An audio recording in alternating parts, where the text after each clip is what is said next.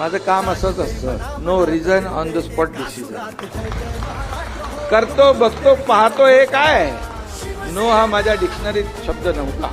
नाही, मी मुख्यमंत्री असताना माझ्याकडे आहेत वैशिष्ट्यपूर्ण. आता जे वैशिष्ट्यपूर्ण नाही ते पण हे मला बनवायचे, त्याच्यामध्ये वैशिष्ट्यपूर्ण विशेष बाब, स्पेशल केस. आता त्याच्यामध्ये MMRDA कडून 150 कोटी रुपये मी दिले, ते आपल्या घर पडली त्यांना दरडग्रस्तांना. तेव्हा मी मुख्यमंत्री नव्हतो, तेव्हा होतो UD मिनिस्टर होतो, पण मी माझ्या अधिकाराचा वापर केला.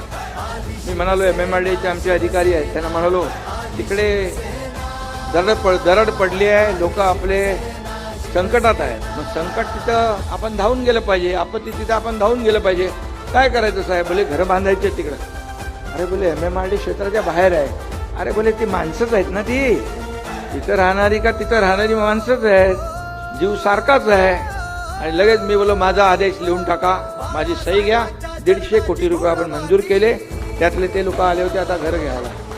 आता इथे घर त्यांना एक आनंद, चांगलं घर झालंय ना, क्वालिटी. तर चांगले क्वालिटीची घरं त्या ठिकाणी होत आहेत.